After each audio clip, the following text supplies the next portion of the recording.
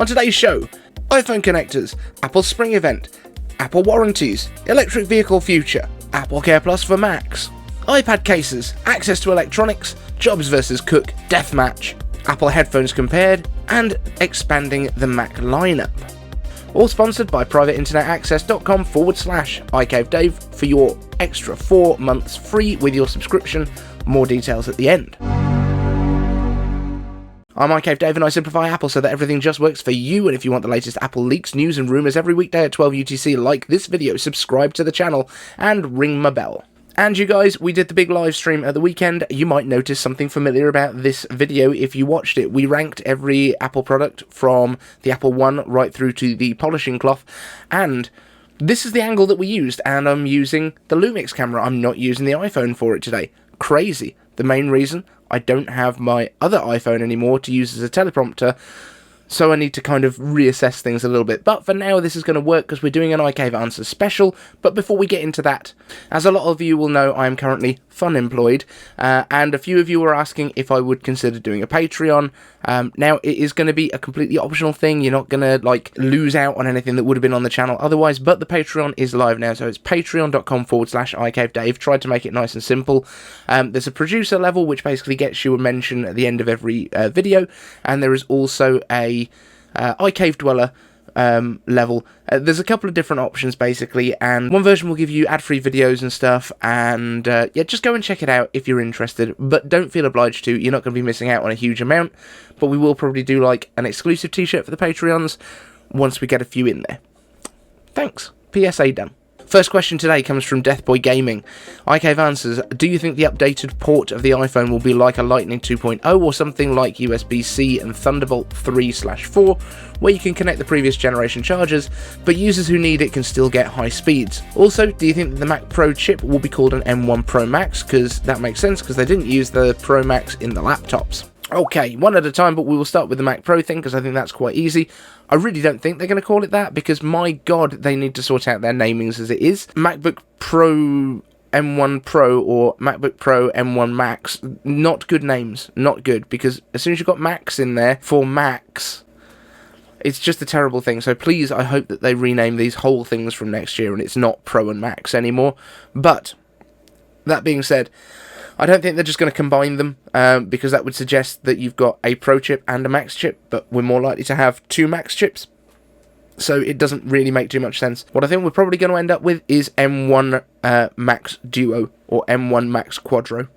That makes the most sense. To the other part, in terms of the updated Lightning, this is something that I'd mentioned in the past. I think Apple is more likely to go down the route of an improved Lightning connector that is backwards compatible compared to going to USB-C if they aren't compelled legally to do so.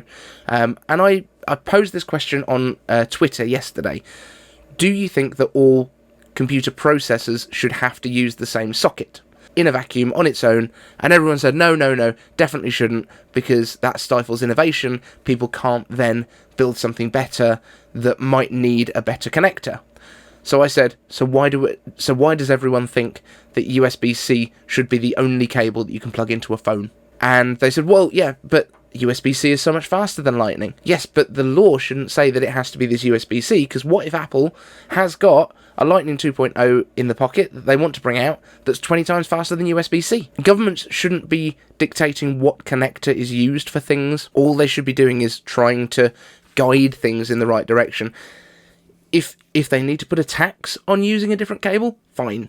Because if it's better enough, then the market will move that way, and maybe that will become the new default. What the government shouldn't be doing is basically saying, this is the only one that you can use, because it does stifle the potential for innovation in the future. That's my angle on it anyway. Let me know if you completely disagree down in the comments. By the way, I'm not saying that USB-C is not better than Lightning. I'm just saying it's not the government's business. Len Adams asks, iCave Answers, can you please think of names for the spring event? Right, this is a question that came up a couple of times during the live stream as well. Been thinking through this. It's obviously going to be based on what products we're expecting to come at the spring event. The spring event, I think it's going to be March this year rather than April. I think they wanted it to be March last year rather than April, but there was stuff that wasn't quite ready because of the supply shortages, the supply chain, and everything else. But what do we think it's going to be called? There were suggestions that it could be called Spring Reloaded. Not bad, but I don't think they're going to reference the previous years. There were some other suggestions going around as well. I honestly don't know, but the products that we're expecting to see, MacBook Air, so I think maybe it's going to be something about something in the air. There's change in the air. There's something along those lines, I'm going to say. That's my best guess. But I think we're going to get the MacBook Air with the M2. I think we're going to get the remainder of the M1 Pro lineup, so the iMac. That's already pegged for the first quarter, so pretty sure we'll be getting that. Hopefully the Mac Mini as well, with the more powerful chips. These are my thoughts, these are my hopes. Thomas Rabenstein asks, IK Answers, I replaced the hard drive of an older 24-inch model of the 2012 and sweated. There was a high chance that the patient could die after the procedure. I'm tech savvy, but I would not want to do this myself on current equipment. My question, I assume the warranty is voided after doing the repair myself, am I correct? So I'm guessing this is to kind of hark back to what Apple is doing with their right to repair stuff. I'm assuming that if you are given the instruction manuals, you are given the right information on how to do the repairs, and you're using Apple's own tools and Apple's own parts, that your warranty should be intact from that. However, yes, there is going to be a decent chance of you messing something else up in the process. So my thought is that they will warranty your repair, they will warranty the parts that you've put in there, but they're not going to warranty the entire device against damage that you do while you do a repair. Now, in terms of your actual example, you mentioned a 24-inch iMac from 2012, and you said that you assume the warranty is voided after doing the repair yourself. That puppy has not got a warranty, my friend, if it's a 2012. I'm sure that's not what you meant, but I just needed to point that out. The 24-inch current iMacs and the M1 Max, that even with this Apple repair program, you're not going to be replacing SSDs, you're not going to be replacing storage or unified memory or anything like that. That is all very much a part of the board. That is not going to be replaceable. If anything, you're going to be able to replace a display assembly, possibly a keyboard assembly, and a battery. That would be my best guess. Obviously, keyboards more for MacBooks, and the same with batteries. Evan Rogers asks, rather than build out their own electric car division, should Apple instead buy Lucid or Rivian and piggyback on their R&D? My friend, they are way down the path beyond buying someone else in order to just use their tech.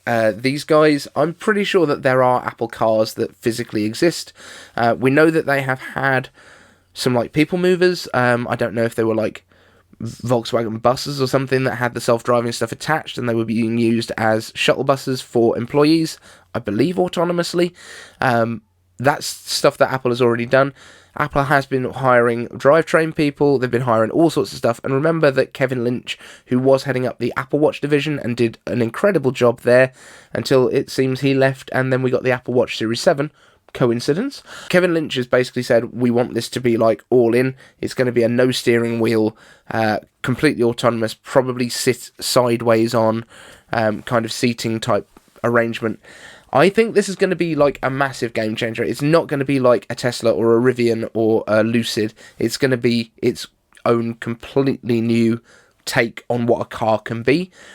And I'm excited to see what it is. Sweetalamak asks, IK Answers, on the topic of repair, do you think it's necessary to get Apple Care Plus for our new Macs? I'm just on the basic 1-year plan at the moment. And I've got to say, this is a topic that I probably have a fairly controversial view on. I've never managed to break one. Apple have good support for issues that you get. If you get a manufacturing issue of any kind, Apple will fix it. I've never managed to break a Mac. I've never managed to break a display on a Mac. I've never managed to break a port on a Mac. Even when I had my my MacBook Air, the only thing I've ever done with that is replace a battery in it. And I replaced it with a dodgy AF battery. I need to get a better one, because then hopefully it might actually work properly. But beyond that, I mean, I changed the battery as well at like 9 years after it was bought. So we're not talking about something that needs to be done that often. For me, if you are going to be using a MacBook that you're going to throw in your bag and have with you every day, and it's vital that you have that to work on, I would say go for it. Apple Care Plus you can now get on a subscription model, I think, where you pay for it year by year. If you've got a Mac Mini like me, like, what damage is going to come to this thing other than if my house floods, in which case my house flood insurance will cover it. I don't see the point in Apple Care probably on desktops as much as other stuff. However, if you are worried, buying that peace of mind, probably not a bad choice. Thomas Rundle asks, IK Answers, getting the new iPad Pro 11-inch 2021 for Christmas. Which case do you think would be good, please? I want one with space for Apple Pencil to charge it, and I don't want the lining that protects the touchscreen surface, if that makes sense, so none of the fold and similar to the Smart Folio. I've done some research but couldn't really find any that fit my criteria from a reputable company with a good warranty. Thanks. Okay, first things first, I have reviewed some iPad Air 4 cases, which will also work with the 11 Pro iPads. Yes, that's right. Please, Apple, sort your naming out. We're going to have to do another video where I criticise it again.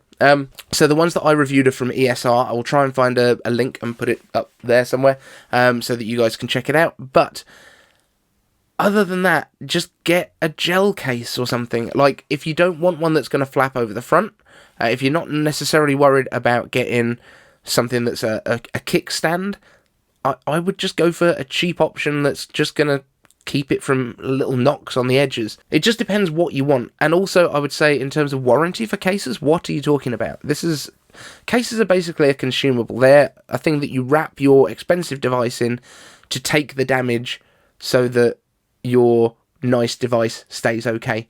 I mean, if you're looking at keyboard cases or trackpad cases, fair enough, yeah, they're expensive. Maybe we should get a keyboard case to go around the outside of them to make sure that they stay nice. But at the end of the day, you've got a device which is a tool. Use it, enjoy it. I personally go naked with my my iPad Air 4, and sorry for anyone that got an image from that they didn't need. Andre Louis asks, Hi Dave, when I was about 6 years old, my dad actively made sure that I could open up electronic devices safely, even if I couldn't see them. From his central locking unit to showing me how to fit a car radio, from the inside of a VHS player to my own tape player that needed a new belt one day, he showed me it all. As someone with no sight, I've never had a fear of opening up equipment, and I've built my fair share of, shall we say, non-Apple computers, the dark side, over the years.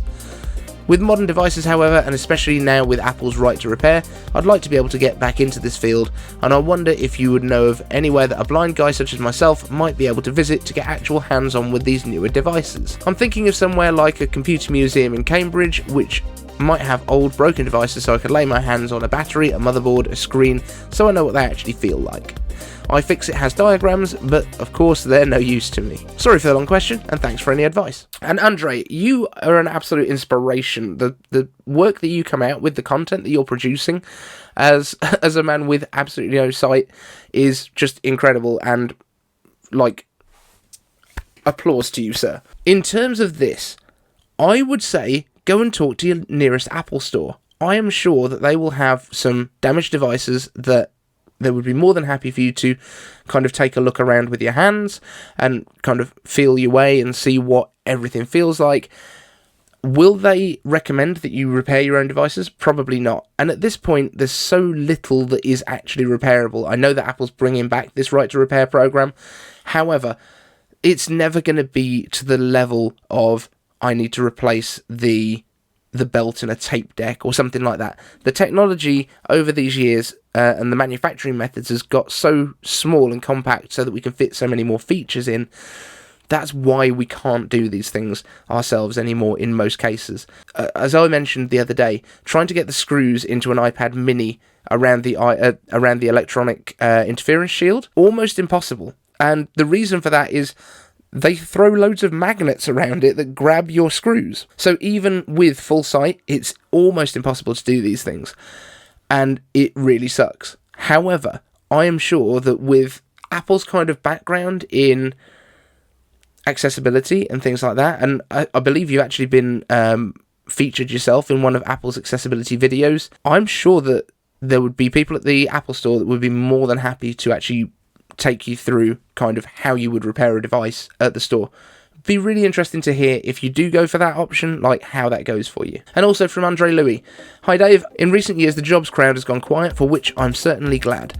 So many people said that Jobs wouldn't have done X, Y or Z, Apple was so much better under Jobs, etc. After having just finished a video on another channel, I'm sorry, you traitor, I thought I'd put a question to you. What are your thoughts on Tim Apple's running of the company?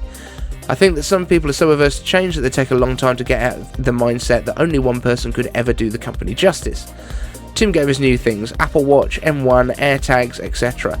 Do you think Apple is a company worthy of respect under Cook? 100%. And there's so much other stuff that Tim Cook has done with Apple that is completely away from what people would have expected. Like, Apple was never big on philanthropy before Tim Cook, back in the Jobs days. They rarely did anything in those directions. They did a lot of stuff for education, and Steve himself actually gave quite a lot to charity. It was something that was never really mentioned. It was never something that was kind of front and center that people kind of knew about. These days, Apple just takes a stand on so much more about the environment, which is something that Steve was very, very passionate about. He was a vegan. He was all about, the whole Earth catalogue, all of that kind of stuff. He was very engaged with the environment. But the way that Apple has run with it recently is very, very encouraging. The way that they're using sustainable energy for everything. They're going to be, I think they're already 100% carbon neutral on their own energy usage, and they're working towards that being the case in their supply chain too. I think that Apple is doing a really, really good job. Is there still work to do? 100%, but they're still doing it. And if they can get out an autonomous car that reduces the amount of accidents on the road, because autonomous cars are already at least twice as safe as human drivers, and at the same time it's electric, so it also reduces reliance on fossil fuels. And I know that some of the electricity that's used to charge cars is coming from fossil fuels right now, but the point is that it doesn't have to be, whereas an internal combustion car will always be using fossil fuels. So I think that Apple is 100% on the right track. I think the fact they're re-embracing some of their past with the new design language and stuff as well, it's just fantastic. And I can't wait to see what else they've got in store. Next up, Lit8 asks, AirPods Max versus Beats Solo 3 versus Beats Pro versus Studio 3. So, I'm going to have a look at these because I'm not massively up to date on what is what with Beats. Let's just do a quick screen record so that you guys can see what I'm doing. So, AirPods, obviously everyone knows AirPods Max. They're Apple's own one, $550, very expensive, very good sounding, not lossless, got very good spatial audio, got very good transparency and noise cancelling, still uses Lightning for charging, can plug into a Mac using Lightning to USB-C or Lightning to headphone adapter, I think, but still doesn't work as a wired pair of headphones, very confusingly, so you can't use lossless on them. In fact, I don't think any of these can use lossless. Correct me if I'm wrong in the comment sections. But the Beats Solo. The Beats Solo wireless, so we're talking here $200 pair of headphones, W1 chip, so it's going to have all the cool wireless stuff that you want. All-day playback, 40 hours of battery life. Not bad at all. Now, these have been around for quite some time because they actually use USB Micro B connector, which is the kind of old Android style. That's very old style, and it goes to USB-A on the other end. It comes with a carry case.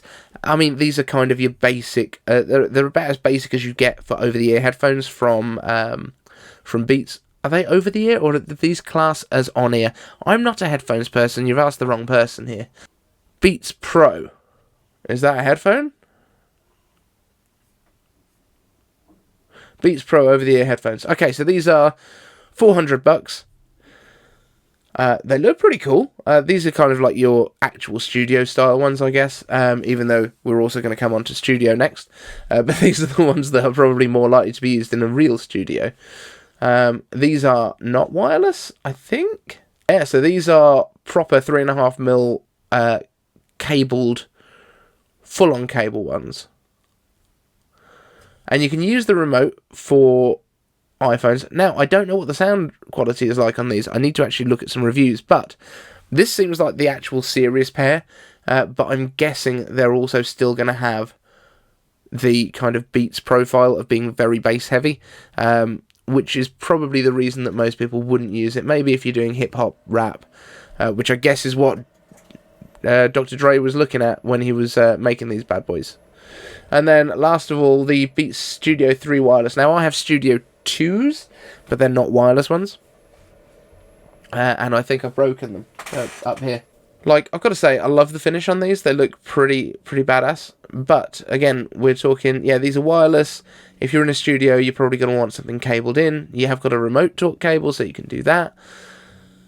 Pure ANC wire, noise cancelling. I mean, I'm sure they're great.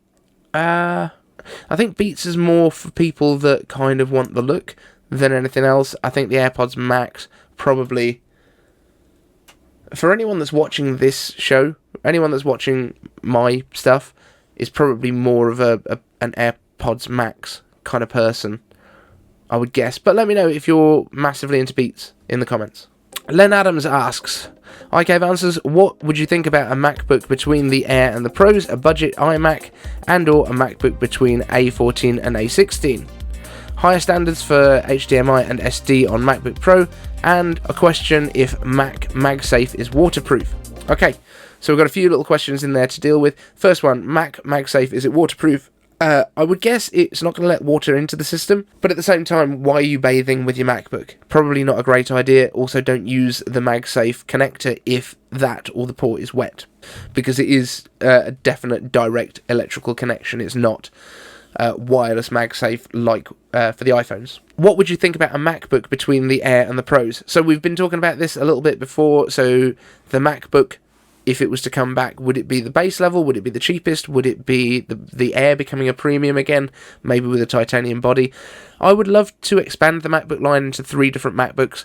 I think that would be great, and I think MacBook should be the basic one, because it makes the most sense. Air should be the light premium, and then Pro should be the chunky beefy premium. That's absolutely fine. Air and the base can have the same performance, and it's all about having that bling lifestyle with the Air. That would be my recommendation for how to do it. Budget iMac, we've already got that. It's the 24-inch one.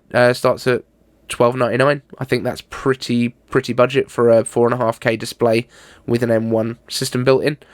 I don't see them going any cheaper than that. Maybe it'll come down to $9.99 eventually, but I don't see it in the near future, and I don't think they're going to go back to what they did previously with a 21-inch with a 1080p display. That doesn't make any sense these days. Then you've asked about higher standards for HDMI and SD card on MacBook Pro. I think, yeah, they're probably going to come eventually. I don't think it's something that is actually an issue at this point. If you're using the HDMI port, it's probably because you need to plug into a projector or a display at an office to do a PowerPoint on, or a keynote. If you want to connect to a high performance monitor, then you've got Thunderbolt, so it doesn't actually matter. Same with the SD cards. If you just need to grab a file every so often, use that one. If you desperately need the fastest possible SD card readers, you've still got the option of using a Thunderbolt port and an external reader. I think it's a fair question to ask why they didn't already. I really don't understand on the SD cards. On the HDMI, I don't know. I just don't think they needed to when they've got the Pro ports as well. And now a message from our sponsor.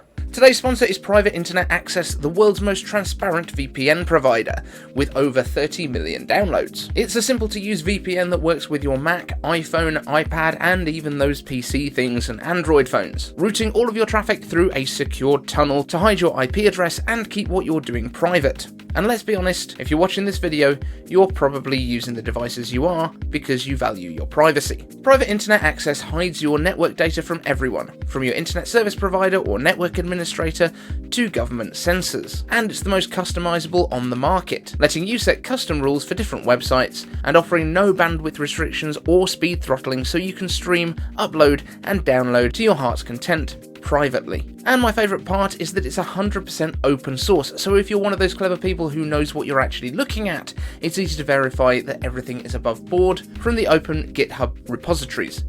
No user data is stored, and PIA's no-log policy has been proven in court multiple times. So get your 3-year subscription with 4 extra months absolutely free for only $1.98 a month. That's 83% off only by visiting privateinternetaccess.com/iCaveDave, as this offer is exclusive for you guys and it's risk-free with a 30-day money-back guarantee and 24/7 customer support. So why wait?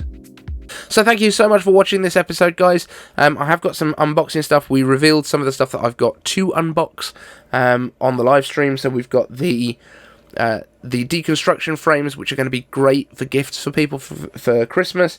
We've got the BenQ display light that's going to be unboxed and put into the studio. A couple of other bits. We've got a gimbal on the way, which is going to be really interesting that you can use with the iPhone. I've got a desk charger set up. We've got loads of stuff to look at, so stay tuned, guys. Thank you so much for being here, and don't forget to check out the new Patreon to see if it's something that you're interested in. Thanks so much, and we'll see you in the next one.